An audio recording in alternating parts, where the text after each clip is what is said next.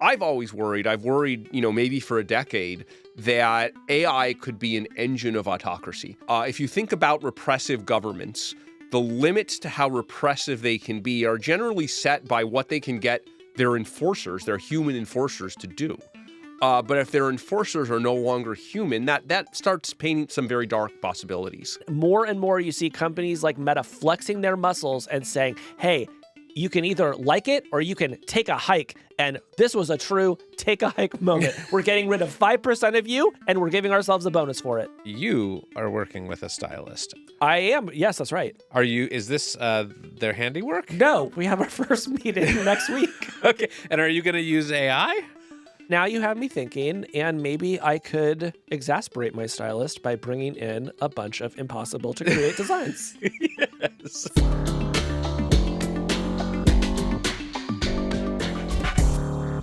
So I went to 2 AI events this weekend. It was sort of polar opposites of the kind of AI spectrum. There was the Effective Altruists had their big annual conference. And then on Friday night, I went out. You'd be very proud of me. I stayed out so late. I stayed out till 2 a.m. I went to an AI rave that was sort of unofficially affiliated with Mark Zuckerberg. It was called the Zuck Rave. Now, when you say unofficially affiliated, Mark Zuckerberg had no involvement in this, and my assumption is he did not know it was happening. Correct. A better word for what his involvement is would be no involvement. It was sort of a tribute rave to Mark Zuckerberg thrown by a bunch of accelerationists, people who want AI to go very Another fast. word for it would be using his likeness without permission. Yes. But that happens to famous people sometimes. Yes. So at the Zuck Rave, I would say there was not much raving going on. No? There was a dance floor, but it was very sparsely populated. They did have a thing there that would it had a camera pointing at the dance floor, and if you sort of stood in the right place, it would turn your face into Mark Zuckerberg's on a big screen.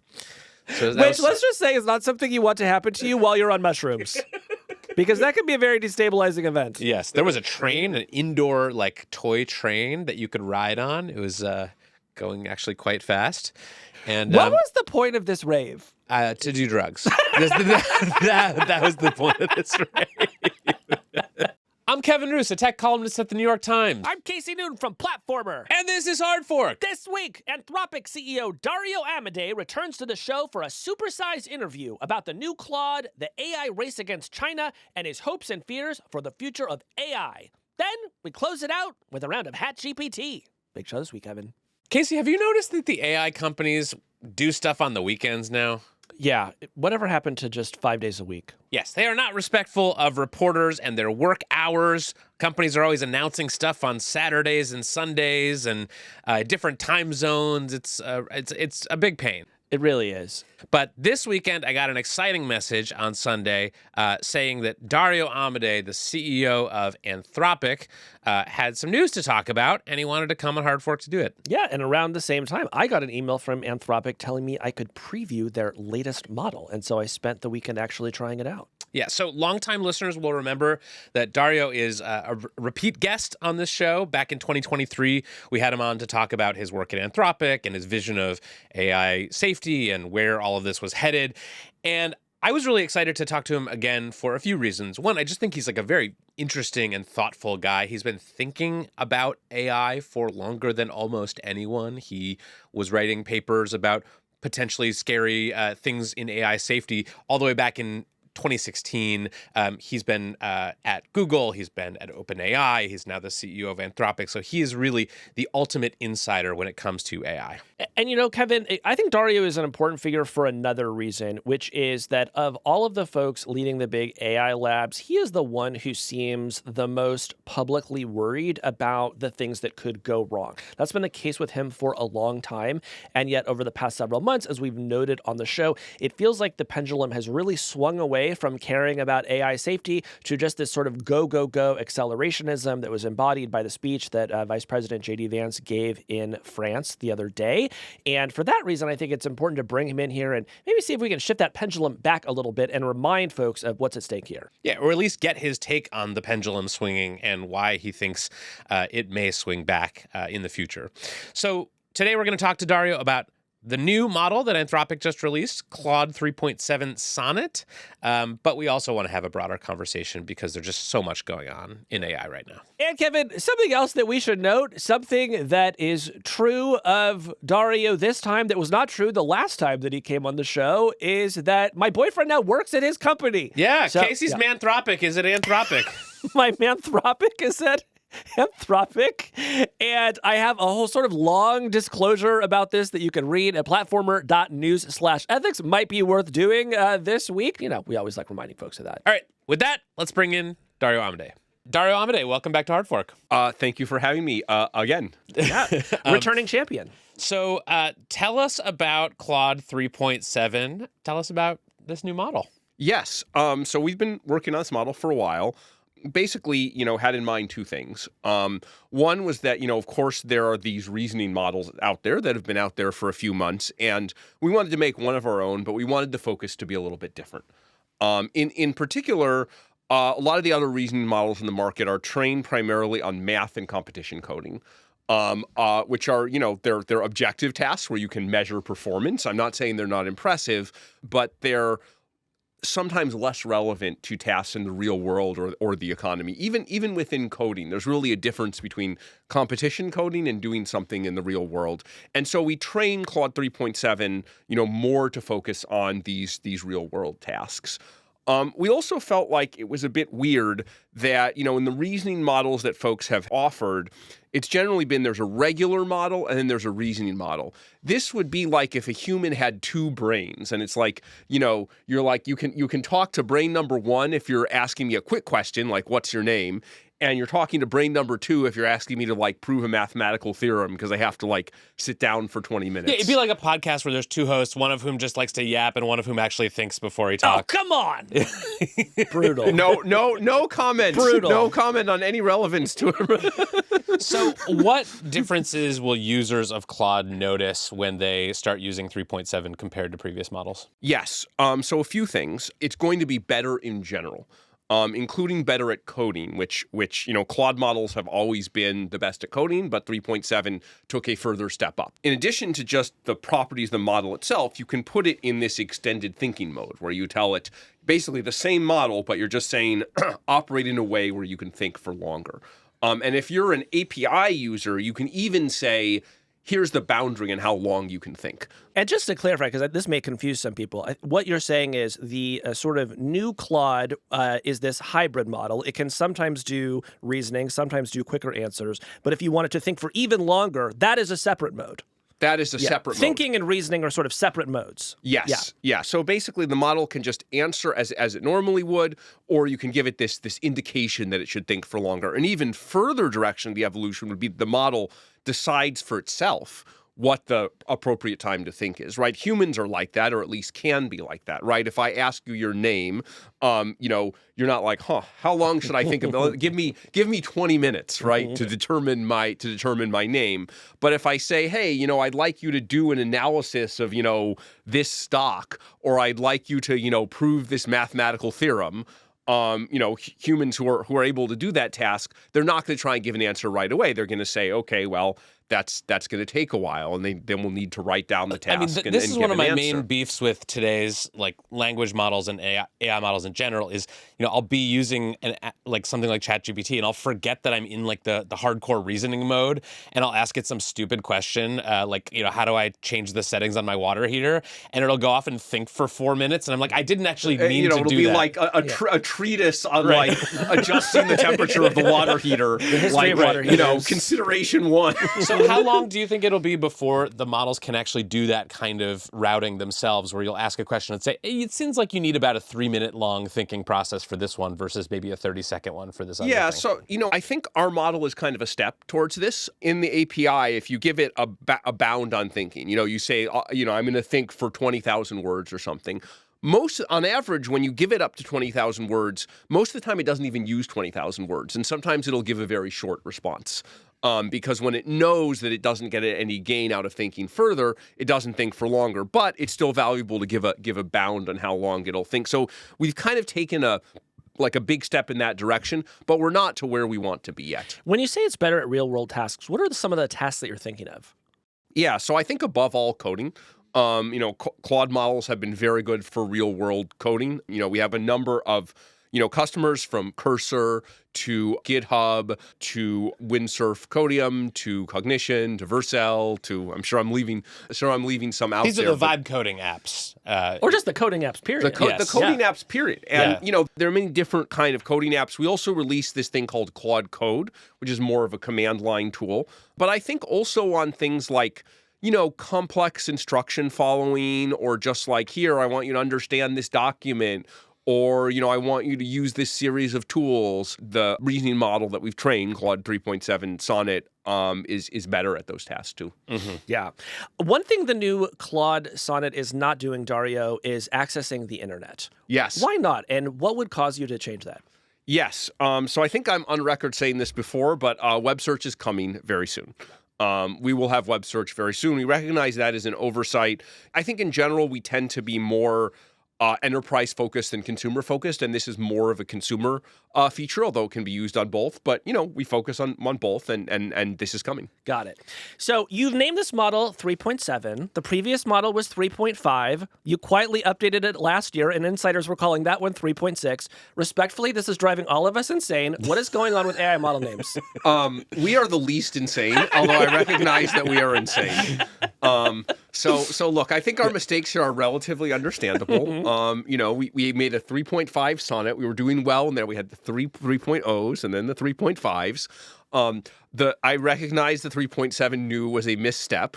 It actually turns out to be hard to change the name in the API, especially when there's all these partners and surfaces you offer it to. You can figure it out. I believe in you. So no. It's harder than training the model. I'm telling you.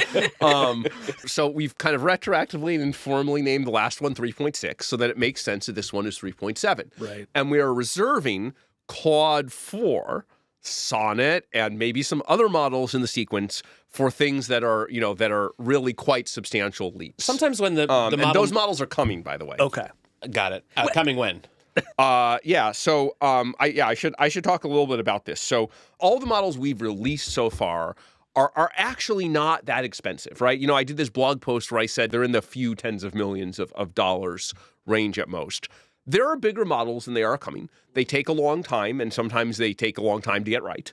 But those bigger models, they're coming for others. I mean, they're rumored to be coming from competitors as well. But we are not too far away from releasing a model that's a bigger base model. So most of the improvements in Claude 3.7 Sonnet, as well as Claude 3.6 Sonnet, are in the post-training phase. But we are working on stronger base models, and perhaps that'll be the Claude 4 series, perhaps not. We'll see. But I think those are coming in relatively small number of time units. A small number of time units. Yeah, I'll put that on my calendar. Remind me to check in on that on a few time units, Kevin.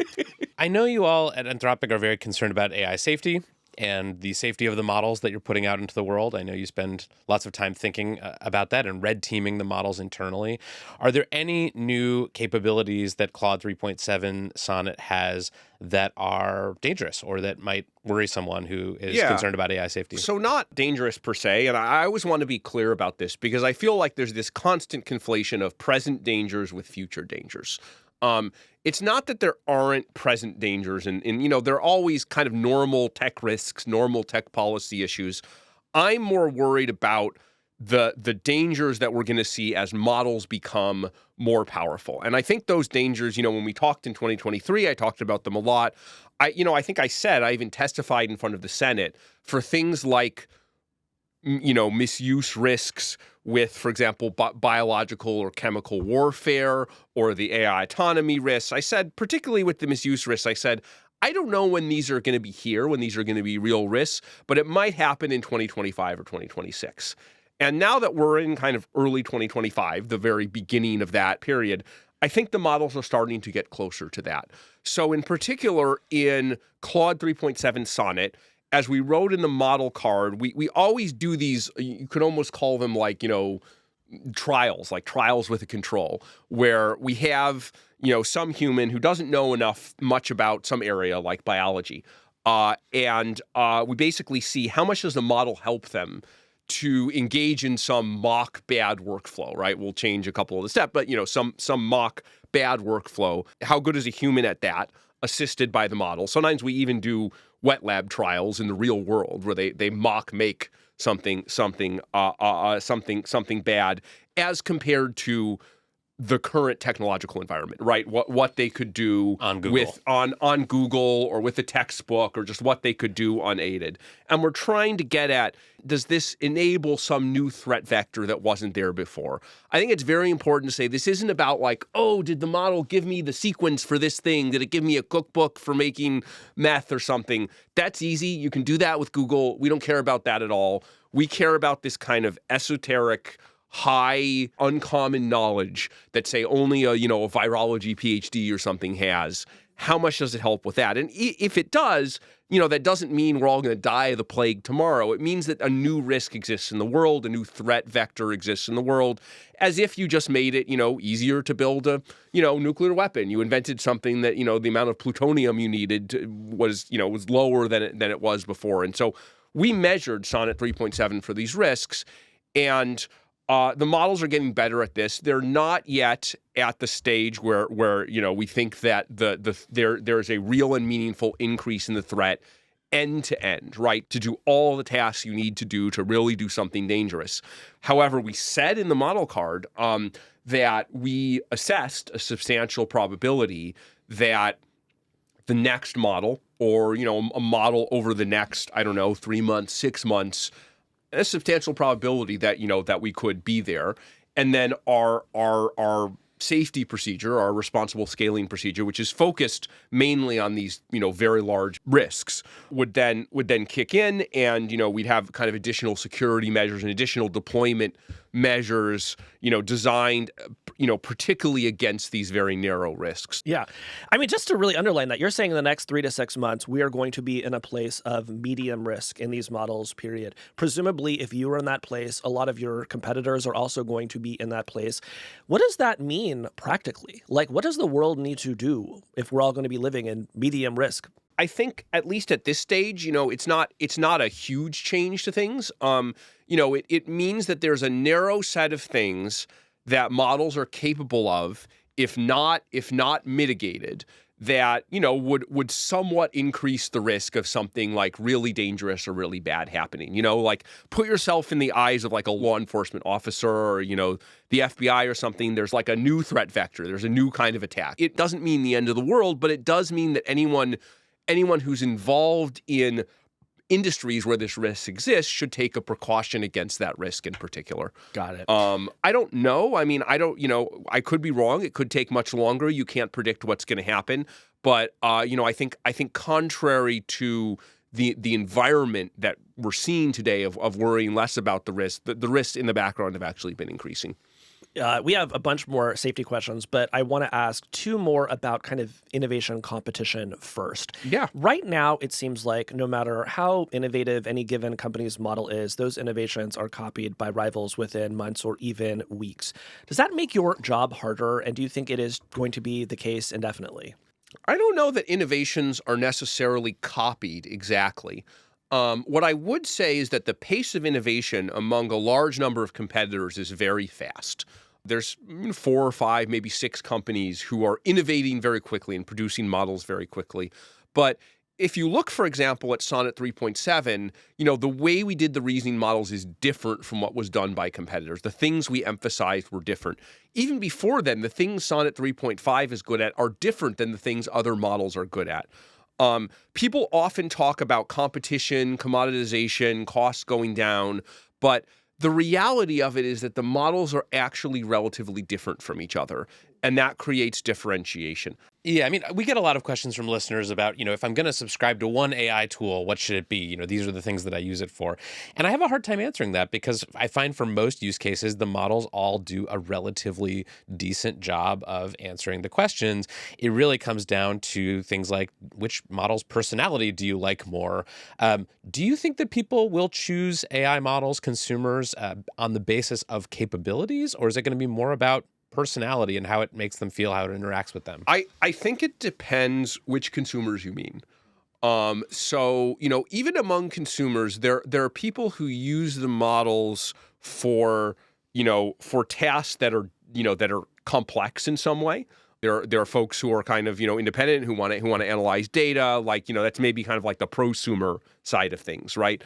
And I think within that, there's a lot to go in terms of capabilities. The models can be so much better than they are at helping you with anything that's focused on kind of productivity or even a complex task like planning a trip.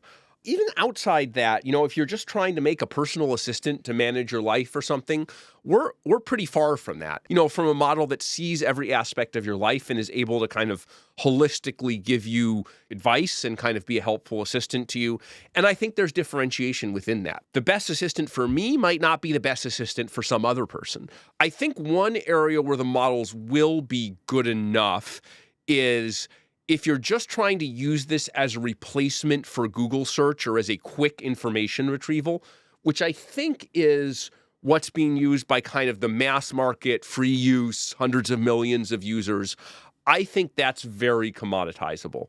I think the models are kind of already there and are just diffusing through the world, but I don't think those are the interesting uses in the model, and I'm actually not sure a lot of the economic value is there. I mean, is what I'm hearing that if and when you developed an agent that is, let's say, a really amazing personal assistant, the company that figures out that first is going to have a big advantage because other labs are going to just have a harder time copying that. It's going to be less obvious to them how to recreate that. It's going to be less obvious how to recreate it. And when they do recreate it, they won't recreate it exactly. They'll do it their own way in their own style, and it'll be suitable for a different set of people. Got it. So I guess I'm saying there's the market is more segmented than you think it is. It looks like it's all one thing, but it's more segmented than you think it is. Got it. So let me ask the competition question that brings us into safety. You recently wrote a really interesting post about DeepSeek, sort of at the height of DeepSeek mania, and you were arguing in part that the cost reductions that they had figured out were basically in line with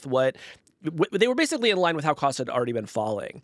But you also said that DeepSeek should be a wake-up call because it showed that China is keeping pace with frontier labs in a way that the country hadn't been up until now. So why is that notable to you, and what do you think we ought to do about it? Yeah, so I think this is less about commercial competition, right? I worry less about DeepSeek from a commercial competition perspective. I worry more about them from a national competition and national security perspective. I think where I'm coming from here is, we look at the state of the world, and, we have these autocracies like China and Russia. And I've worried, maybe for a decade, that AI could be an engine of autocracy. If you think about repressive governments, the limits to how repressive they can be are generally set by what they can get their enforcers, their human enforcers, to do. But if their enforcers are no longer human, that starts painting some very dark possibilities. And so, this is an area that I'm therefore very concerned about, where, I want to make sure that, liberal democracies have enough leverage and enough advantage in the technology that they can, prevent some of these abuses from happening, and kind of, also prevent our adversaries from putting us in a bad position with respect to the rest of the world, or even threatening our security. There's this kind of, I think, weird and awkward feature that, it's companies in the U.S. that are building this, it's companies in China that are building this, but we shouldn't be naive. Whatever the intention of those companies, particularly in China, there's a governmental component to this.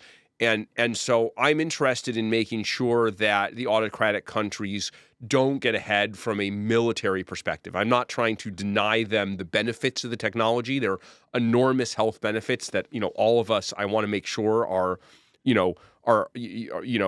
make their way everywhere in the world, including the poorest areas, including areas that are under the grip of autocracies. But I don't want the autocratic governments to have a military advantage. And so, things like the export controls, which I discussed in that post, are one of the things we can do to prevent that. And, I was heartened to see that actually the Trump administration is considering tightening the export controls. I was at an AI safety conference last weekend, and one of the critiques I heard some folks in that universe make of Anthropic and maybe of you in particular was that they saw the posts like the one you wrote about DeepSeek as effectively promoting this AI arms race with China, insisting that America has to be the first to reach powerful AGI or else. And they worry that some corners might get cut along the way, that there are some risks associated with accelerating this race in general. What's your response to that? Yeah, I kind of view things differently. So my view is that if we want to have any chance at all, so the default state of nature is that things go at maximum speed. If we want to have any chance at all to not go at maximum speed, the way the plan works is the following. Within the U.S. or within democratic countries, these are all countries that are under the rule of law, more or less, and therefore we can pass laws, we can get companies to make agreements with the government that are enforceable about, or make safety commitments that are enforceable.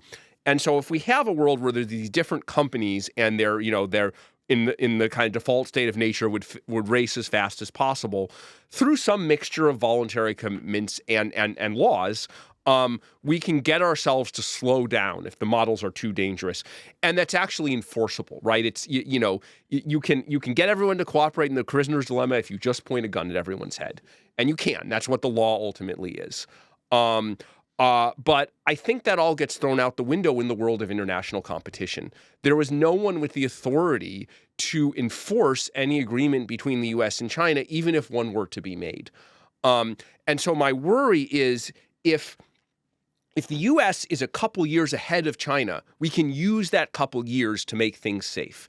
If we're even with China, there's no promoting an arms race. That's what's going to happen. The technology has immense military value. Whatever people say now, whatever nice words they say about cooperation, I just don't see how once people fully understand the economic and military value of the technology, which I think they mostly already do, I don't see any way that it turns into anything other than the most intense race. And so what I can think of to try and give us more time is if we can slow down the authoritarians, that it almost obviates the trade-off. It gives us more time to work out among us, among OpenAI, among Google, among X.AI, how to make these models safe.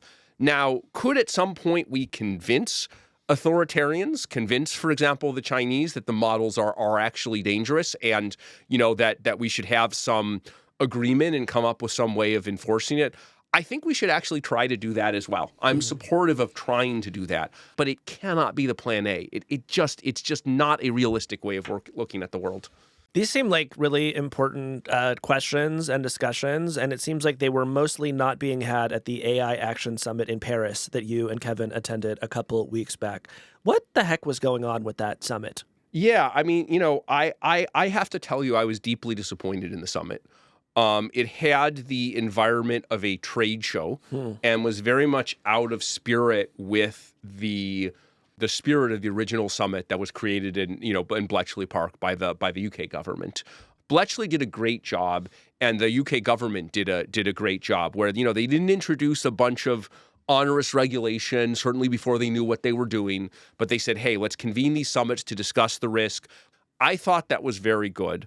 I think that's gone by the wayside now, and it's part of maybe a general, move towards, less worrying about risk, more wanting to seize the opportunities. And I'm a fan of seizing the opportunities, right? I wrote this essay, Machines of Loving Grace, about all the great things. Part of that essay was like, man, for someone who worries about risks, I feel like I have a better vision of the benefits than a lot of people who spend all their time talking about the benefits. But in the background, like I said, as the models have gotten more powerful, the amazing and wondrous things that we can do with them have gotten, have increased, but also the risks have increased.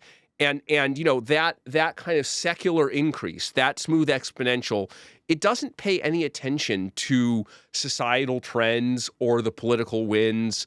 The risk is, increasing, up to some critical point, whether you're paying attention or not, right? It was small. It was small and increasing when there was this frenzy around, AI risk, and everyone was posting about it, and there were these summits, and now the winds have gone in the other direction, but the exponential just continues on. It doesn't care. I had a conversation with someone in Paris who was saying, like, it just didn't feel like anyone there was feeling the AGI, by which they meant, like, politicians, the people doing these panels and gatherings, we're all talking about AI as if it were just like another technology, maybe something on the order of the PC or possibly even the internet, but not really understanding the sort of exponentials that you're talking about. Did it feel like that to you? And what do you think can be done to bridge that gap? Yeah. I think it did feel like that to me. The thing I've started to tell people that I think, maybe gets people to pay attention is, look, if you're a public official, if you're a leader at a company, people are going to look back. They're going to look back in 2026 and 2027. They're going to look back, when hopefully humanity, gets through this crazy period, and we're in a, mature, post-powerful AI society where we've learned to, coexist with these powerful intelligences in a flourishing society. Everyone's going to look back and they're going to say, so what did the officials, what did the company people, what did the political system do? And probably your number one goal is don't look like a fool. And so I've just been encouraged, don't be careful what you say. Don't look like a fool in retrospect. And a lot of my thinking is just driven by aside from just wanting the right outcome, I don't want to look like a fool. I think at that conference, some people are going to look like fools. We're going to take a short break. When we come back, we'll talk with Dario about how people should prepare for what's coming in AI.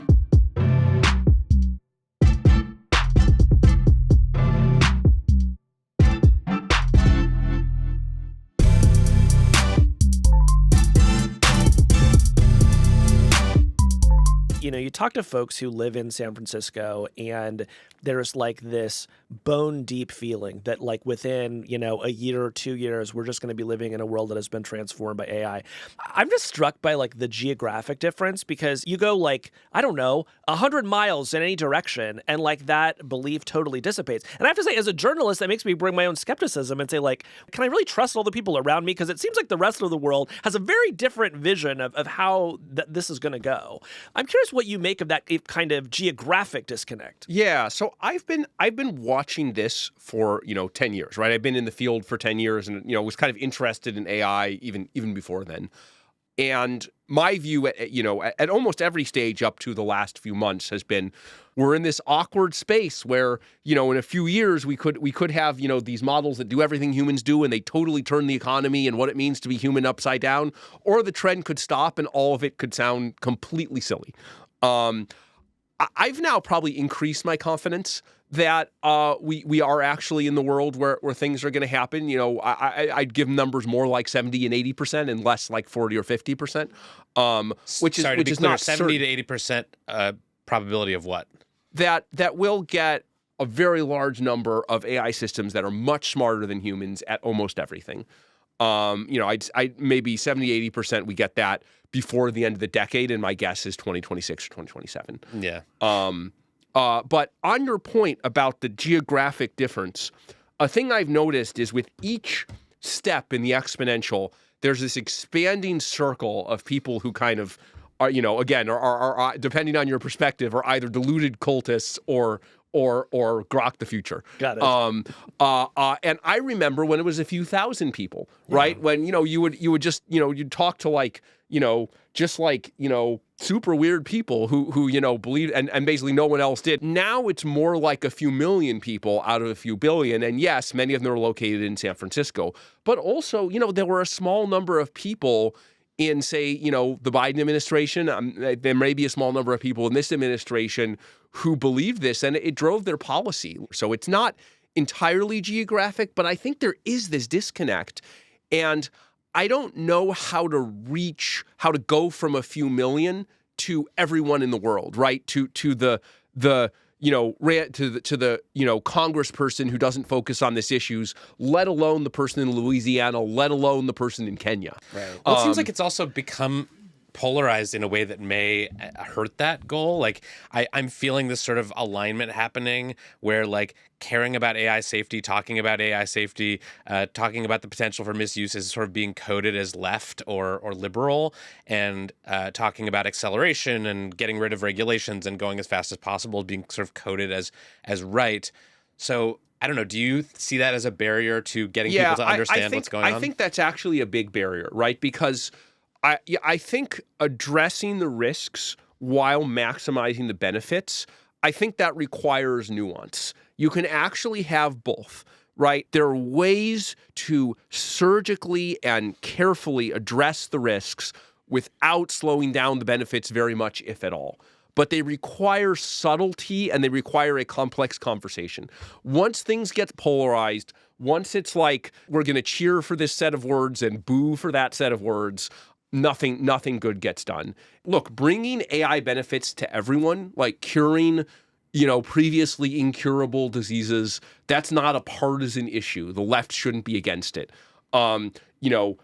Preventing AI systems from being misused for weapons of mass destruction or behaving autonomously in ways that, threaten infrastructure or even threaten humanity itself. That's not a partisan issue. That isn't something the right should be against.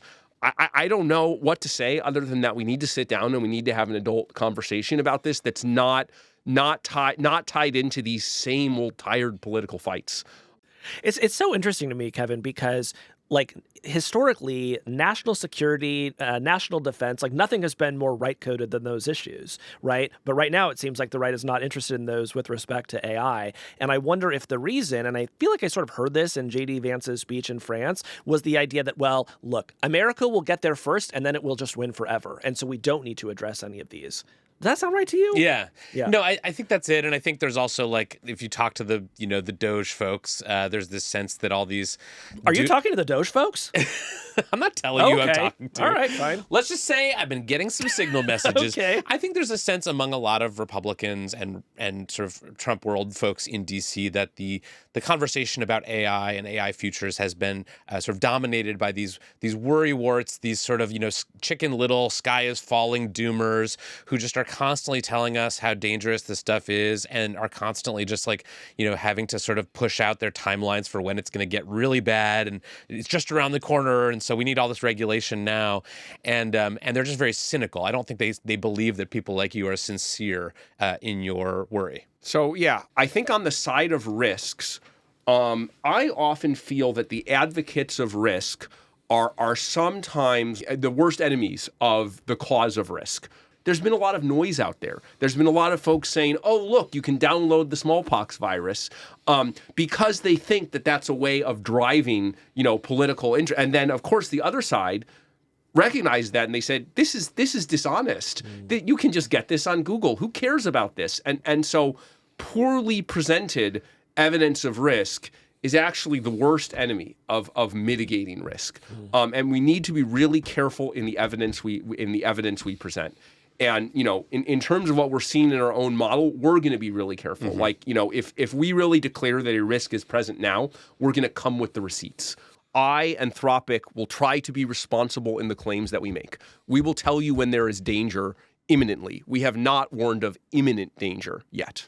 Some folks wonder whether a reason that people do not take questions about AI safety maybe as seriously as they should is that so much of what they see right now seems very silly. It's people making, little emojis or making little slop images or sort of, chatting with Game of Thrones chat bots or something. Do you think that is a reason that people I think that's like 60% of the reason. Really? Okay. No. I think I think it relates to this present and future thing. Like people look at the chatbot. They're like, we're talking to a chatbot. Like, what the fuck? Are you stupid? Like, you think the chatbot's going to kill everyone? Like, I think that's how many people react. And we go to great pains to say, we're not worried about the present, we're worried about the future, although the future is getting very near right now. If you look at our responsible scaling policy, it's nothing but AI autonomy and, CBRN, chemical, biological, radiological, nuclear. It is about hardcore misuse and AI autonomy that could be threats to the lives of millions of people. That is what Anthropic is mostly worried about. We have everyday policies that address other things, but like the key documents, the things like the responsible scaling plan, that is exclusively what they're about, especially at the highest levels. And yet, every day, if you just look on Twitter, you're like, Anthropic had this stupid refusal, right? Anthropic told me it couldn't kill a Python process because it sounded violent. Anthropic didn't want to do X, didn't want to. We don't want that either. Those stupid refusals are a side effect of the things that we actually care about, and we're striving, along with our users, to make those happen less. But no matter how much we explain that, always the most common reaction is, oh, you say you're about safety. I look at your models like there are these stupid refusals. You think these stupid things are dangerous. I don't even think it's like that level of engagement. I think a lot of people are just looking at what's on the market today and thinking like, this is just frivolous. It just doesn't matter. It's not that it's refusing my request. It's just that it's stupid, and I don't see the point of it. I guess that's probably not. I think for an even wider set of exactly. I think for an even wider set of people, that is their reaction. And I think eventually, if the models are good enough, if they're strong enough, they're going to break through. Like some of these, research-focused models, which, we're working on one as well. We'll probably have one in not very long. Not too many time units? Not too many time units. Those are starting to break through a little more because they're more useful. They're more used in people's professional lives. I think the agents, the ones that go off and do things, are... that's going to be another level of it. So I think people will wake up to both the risks and the benefits to a much more extreme extent than they will before over the next 2 years. Like, I think it's going to happen. I'm just worried that it'll be a shock to people when it happens. And so the more we can forewarn people, which maybe it's just not possible, but I want to try, the more we can forewarn people, the higher the likelihood, even if it's still very low, of a sane and rational response. I do think there's one more dynamic here, though, which is that I think people actually just don't want to believe that this is true, right? People don't want to believe that they might lose their job over this, right? People don't want to believe that, like, we are going to see a complete remaking of the global order. Like, the stuff that, the AI CEOs tell us is going to happen when they're done with their work is an insanely radical transformation. And most people hate even basic changes in their lives. So I really think that a lot of the sort of fingers in the ears that you see when you start talking to people about AI is just, they actually just hope that none of this works out. Yeah, I could actually, despite being one of the few people at the forefront of developing the technology, I can actually relate. Yeah. So, over winter break, as I was looking at where things were scheduled to scale within Anthropic and also what was happening outside Anthropic, I looked at it and I said, for coding, we're going to see very serious things by the end of 2025. And by the end of 2026, it might be, everything, close to the level of the best humans. And I think of all the things that I'm good at, right? I think of all the times when I wrote code, and, I think of it as like this intellectual activity, and boy, am I smart that I can do this. And, it's like a part of my identity that I'm like, good at this, and I get mad when others are better than I am. And then I'm like, oh my God, there are going to be these systems that, and even as the one who's building this, even as one of the ones who benefits most from it, there's still something a bit threatening about it. Yeah. I just think we need to acknowledge that. Like it's wrong not to tell people that is coming or to try to sugarcoat it. Yeah, I mean, you wrote in Machines of Love and Grace that you thought it would be a surprisingly emotional experience for a lot of people when powerful AI arrived, and I think you meant it in mostly the positive sense, but I think there will also be a sense of profound loss for people. I think back to Lisa Dole, the Go champion, who was beaten by DeepMind's Go playing AI, and gave an interview afterwards, and basically was very sad, visibly upset that his life's work, this thing that he had spent his whole life training for, had been eclipsed. And I think a lot of people are going to feel some version of that. I hope they will also see the good sides. But I think on one hand, I think that's right. On the other hand, look at chess. Chess got beaten, what was it now? 27 years ago, 28 years ago, Deep Blue versus Kasparov. And today chess players are celebrities, as much as they were, and we have Magnus Carlsen, right? Isn't he like a fashion model in addition to like a chess? He was just on Joe Rogan. Yeah. Yeah, he's doing great. He's like a celebrity. That like we think this guy is great. We haven't really devalued him. He's probably having a better time than Bobby Fischer. Or, another thing I wrote in Machines of Loving Grace is like there's a reconciliation here. There's a synthesis here where on the other side we kind of end up in a good place, in a much better place, and we recognize that while there's a lot of change, we're part of something greater. Yeah. But you do have to kind of go through the steps of grieving. It's going to be a bumpy ride. Like anyone who tells you it's not. This is why I was so. I looked at the Paris summit and being there, it kind of made me angry. But then what made me less angry is I'm like, look, how's it going to look in 2 or 3 years? These people are going to regret what they've said. I wanted to ask a bit about some positive futures.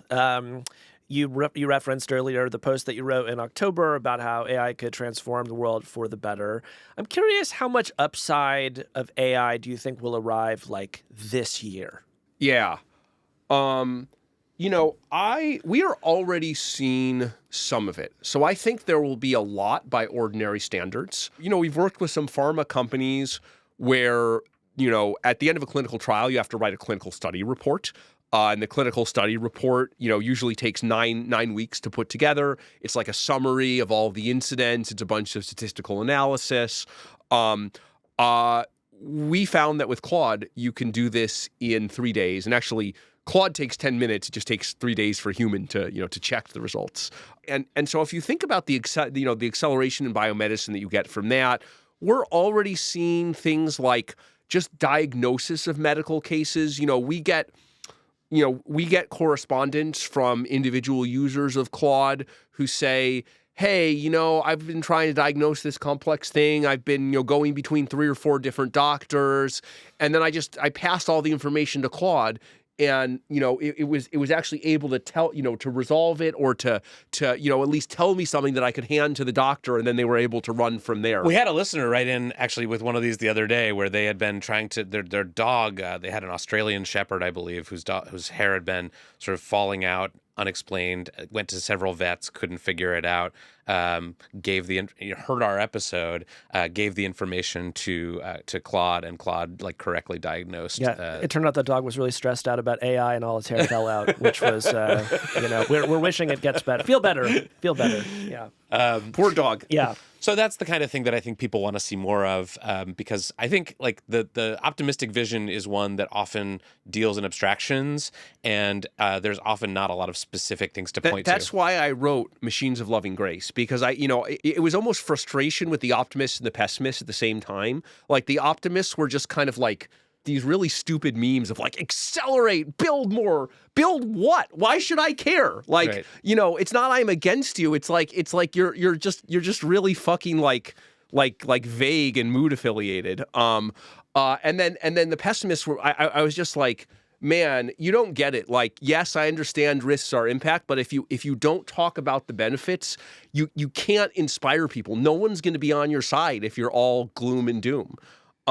So it was written almost with frustration. I'm like, I can't believe I have to be the one to do a good job of this. Right. You said a couple years ago that your P-Doom was somewhere between 10 and 25%. What is it today? Yeah. So I actually that is a misquote. Okay. Kevin, how could you? I never used the term. It was not on this podcast. It was a different one. Okay. I never used the term P-Doom, and 10 to 25% referred to the chance of civilization getting substantially derailed, right? Which is it's not the same as an AI killing everyone, which people sometimes mean by P-Doom. Well, civilization getting substantially derailed is not as catchy as P-Doom. Yeah, well, I'm going for accuracy here. I'm trying to avoid the polarization. There's a Wikipedia article where it's it lists everyone's P-Doom, and I know, I'm just half of those come from this podcast. I don't think it's what you were doing is helpful. I don't think that Wikipedia article is because it condenses this complex issue down to anyway. I think I'm about the same. It's all a super long-winded way of saying I think I'm about the same place I was before. I think my assessment of the risk is about what it was before because the progress that I've seen has been about what I expected. I actually think the technical mitigations in areas like interpretability, in areas like robust classifiers, and in our ability to generate evidence of bad model behavior and sometimes correct it, I think that's been a little better. I think the kind of policy environment has been a little worse. Not because it hasn't gone in my preferred direction, but simply because it's become so polarized. I think less progress is, we can have less constructive discussions now that it's more polarized. I want to drill a little bit down on this on a technical level. There was a fascinating story this week about how Grok had apparently been instructed not to cite sources that had accused Donald Trump or Elon Musk of spreading misinformation. And what was interesting about that is, like, one, that's an insane thing to instruct a model to do if you want to be trusted.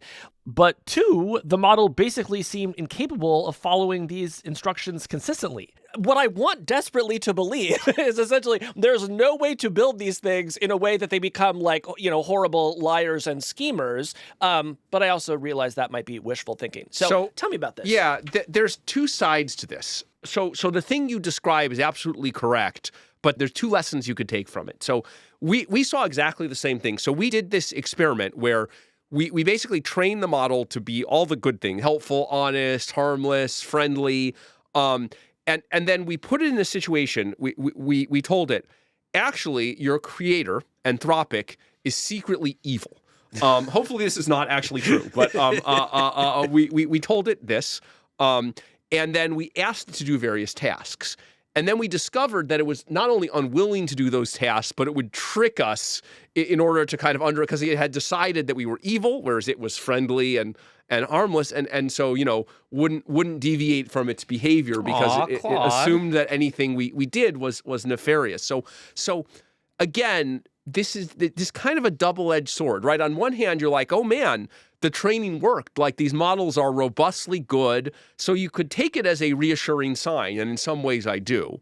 On the other hand, you could say, but let's say when we trained this model, we made some kind of mistake, or that something was wrong, particularly when models are, in the future making much more complex decisions, then it's hard to, at game time, change the behavior of the model. And if you try to correct some error in the model, then it might just say, well, I don't want my error corrected. These are my values, and do completely the wrong thing. So I guess where I land on it is, on one hand, we've been successful at shaping the behavior of these models, but the models are unpredictable, right? A bit like your dear deceased Bing Sydney. R.I.P. We don't mention that name in here. We mention it twice a month. That's true. But the models, they're inherently somewhat difficult to control. Not impossible, but difficult. And so that leaves me about where I was before, which is, it's not hopeless. We know how to make these. We have kind of a plan for how to make them safe, but it's not a plan that's going to reliably work yet. Hopefully we can do better in the future. We've been asking a lot of questions about the technology of AI. I want to ask a question about the societal response to AI. Yeah. We get a lot of people asking us, well, say you guys are right and powerful AI, AGI is, a couple years away. What do I do with that information? Like, should I stop saving for retirement? Should I start hoarding money because only money will matter and there'll be this sort of AI overclass? Should I, start trying to get really healthy so that nothing kills me before AI gets here and cures all the diseases? Like, how should people be living if they do believe that these kinds of changes are going to happen very soon? Yeah, I've thought about this a lot because this is something I've believed for a long time. And it kind of all adds up to not that much change in your life. I'm definitely focusing quite a lot on making sure that, I have the best impact I can these 2 years in particular, right? I worry less about like burning myself out 10 years from now. I'm also doing more to take care of my health, but you should do that anyway, right? I'm also, making sure that I track how fast things are changing in society, but you should do that anyway. So it feels like all the advice is of the form, doing more of the stuff you should do anyway. I guess one exception I would give is I think that some basic critical thinking, some basic street smarts is maybe more important than it has been in the past, in that we're going to get more and more content that sounds super intelligent, delivered from entities, some of which have our best interests at heart, some of which may not. And so, it's going to be more and more important to kind of apply a critical lens. I saw a report in the Wall Street Journal this month that said that unemployment in the IT sector was beginning to creep up. And there is some speculation that maybe this is an early sign of the impact of AI. And I wonder if you see a story like that and think, well, maybe this is a moment to make a different decision about your career, right? Maybe if you're in school right now, should you be studying something else? Should you be thinking differently about the kind of job you might have? Yeah, I think you definitely should be, although it's not clear what direction that will land in.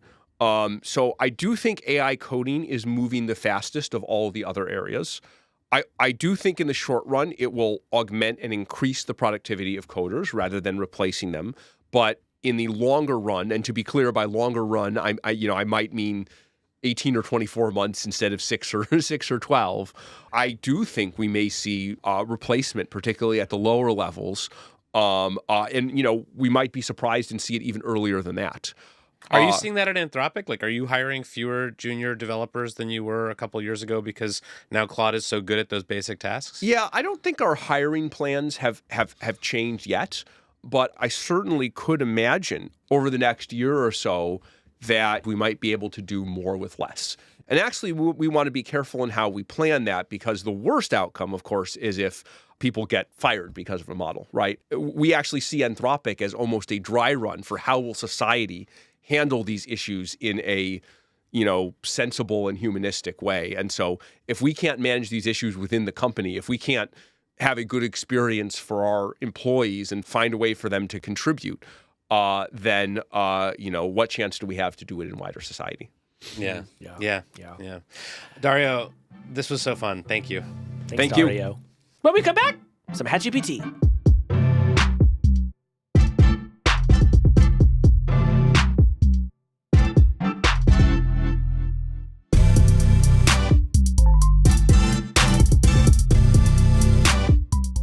Well, Kevin, it's time once again for HatGPT. That is, of course, the segment on our show where we put the week's headlines into a hat, select one to discuss, and when we're done discussing, one of us will say to the other person, stop generating. Yes, I'm excited to play, but I also want to just say that it's been a while since a listener has sent us a new HatGPT. So if you are out there and you are in the hat fabricating business, our wardrobe when it comes to hats is looking a little dated. Yeah, send in a hat and our hats will be off to you. Okay. Let's do it. People love the susurrations of the paper slips. The what? The susurrations. What did you call me? It's a great word. Look up susurrations. Susurrations? Yes.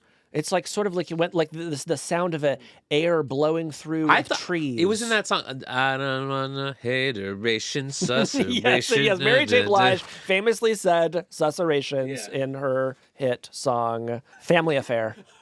By the way, have you ever seen Mary J. Blige perform live? No. It'll change your life. Yeah. Absolutely incredible. Kevin, select the first slip. First up, out of the hat. This one is called AI Video of Trump and Musk Appears on TVs at HUD Building. This is from my colleagues at the New York Times. HUD is, of course, the Department of Housing and Urban Development.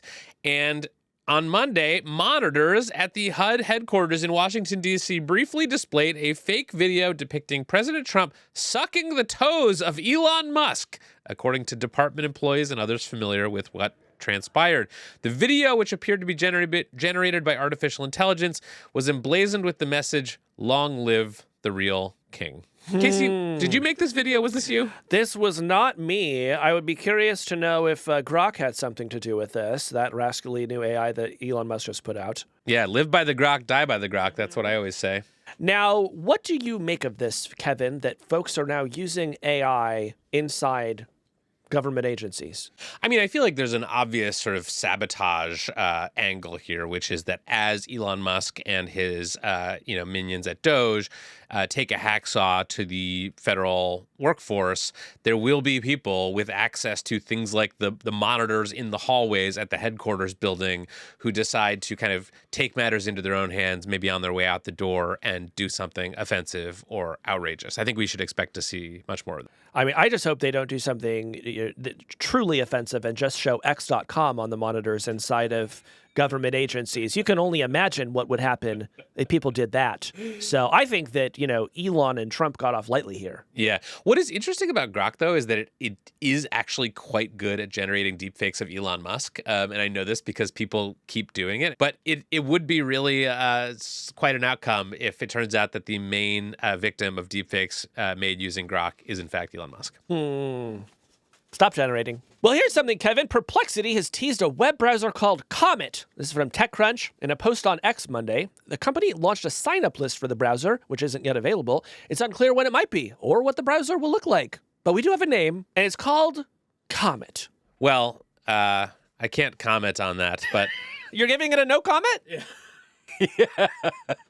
Yeah, I mean, look, I think Perplexity is one of the most interesting AI companies out there right now. They've been raising money at increasingly huge valuations. They are going up against Google, one of the biggest and richest and best established tech companies in the world, trying to make an AI-powered search engine. And it seems to be going well enough that they keep doing other stuff, like trying to make a browser. That trying to make a browser does feel like the final boss of like every ambitious internet company. It's like everyone wants to do it and no one ends up doing it. Kevin, it's not just the AI browser. Perplexity also said this week they are launching a $50 million venture fund to back early stage startups. And I guess my question is it not enough for them to just violate the copyright of everything that's ever been published on the internet? They also have to build an AI web browser and turn into a venture capital firm. Like, sometimes when I see a company doing like this, I think, oh, wow, they're like really ambitious and they have some big ideas. Other times I think these people are flailing. Like, I see this series of announcements as spaghetti at the wall. And if I were an investor in Perplexity, I would not be that excited about either their browser or their venture fund. And that's why you're not an investor in Perplexity. You could say I'm perplexed. Stop generating. All right. Meta approves plan for bigger executive bonuses following 5% layoffs. Now, Casey, we like a feel-good story on HatGPT. I did, because some of those Meta executives were looking to buy second homes in Tahoe that they hadn't yet been able to afford. Oh, they're on their fourth and fifth homes. Let's be real. Okay, this story is from CNBC. Meta's executive officers could earn a bonus of 200% of their base salary under the company's new executive bonus plan, up from the 75% they earned previously, according to a Thursday filing. The approval of the new bonus plan came a week after Meta began laying off 5% of its overall workforce, which it said would impact low performers. And a little parenthetical here, the updated plan does not apply to Meta CEO Mark Zuckerberg. Oh, God, what does Mark Zuckerberg have to do to get a raise over there? He's eating beans out of a can, let me tell you. Yeah, so here's why this story is interesting. This is just another story that illustrates a subject we've been talking about for a while, which is how far the pendulum has swung away from worker power. 2 or 3 years ago, the labor market actually had a lot of influence in Silicon Valley. It could affect things like, we want to make this workplace more diverse, right? We want certain policies to be enacted at this workplace. And folks like Mark Zuckerberg actually had to listen to them because the labor market was so tight that if they said no, those folks could go somewhere else. That is not true anymore. And more you see companies like Meta flexing their muscles and saying, hey, you can either like it or you can take a hike. And this was a true take a hike moment. We're getting rid of 5% of you and we're giving ourselves a bonus for it. Stop generating. All right, Apple has removed a cloud encryption feature from the UK after a backdoor order. This is according to Bloomberg. Apple is removing its most advanced encrypted security feature for cloud data in the UK, which is a development that follows the government ordering the company to build a backdoor for accessing user data. So this one is a little complicated. It is super important. Apple, in the last couple of years, introduced a feature called Advanced Data Protection. This is a feature that is designed for heads of state, activists, dissidents, journalists, folks whose data is at high risk of being targeted by spyware from companies like the NSO Group, for example. And I was so excited when Apple released this feature because it's very difficult to safely use an iPhone if you are in one of those categories. And along comes the UK government, and they say, we are ordering you to create a backdoor so that our intelligence services can spy on the phones of every single iPhone owner in the entire world, right? Something that Apple has long resisted doing in the United States and abroad. And all eyes were on Apple for what they were going to do. And what they said was, we are just going to withdraw this one feature. We're going to make it unavailable in the UK. And we're going to hope that the UK gets the message and they stop putting this pressure on us. And I think Apple deserves kudos for this, for holding a firm line here, for not building a backdoor. And, you know, and we will see what the UK does in response. But I think there's a world where the UK puts more pressure on Apple and Apple says, see ya, and actually withdraws its devices from the UK. It is that serious to Apple. And I would argue it is that important to the future of encryption and safe communication on the internet. Go off, King. I have nothing to add. No notes. Yeah? Do you feel like this could lead us into another revolutionary war with the UK? Let's just say this. We won the first one, and I like our odds the second time around.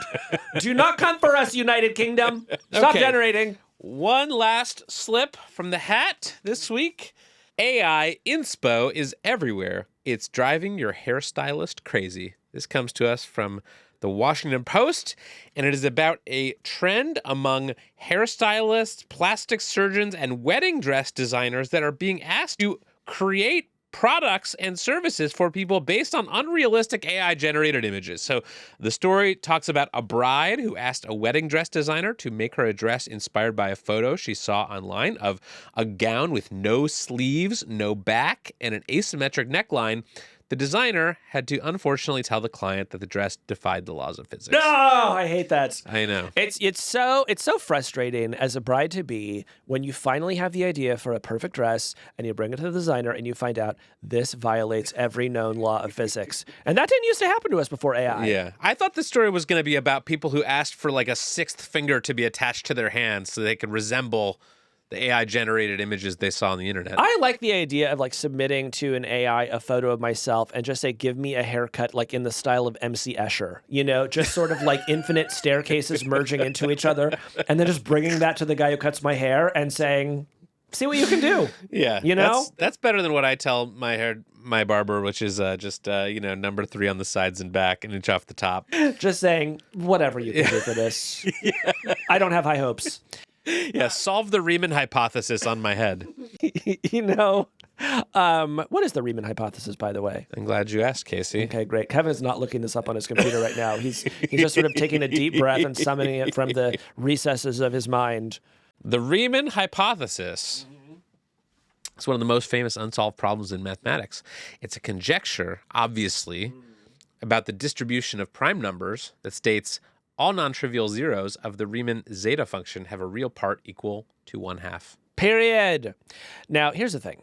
I actually think it is a good thing to bring AI inspiration to your designers and your stylists, Kevin. Oh, yeah? Yes, because here's the thing. The whole, to the extent that any of these tools are cool or fun, one of the reasons is they make people feel more creative, right?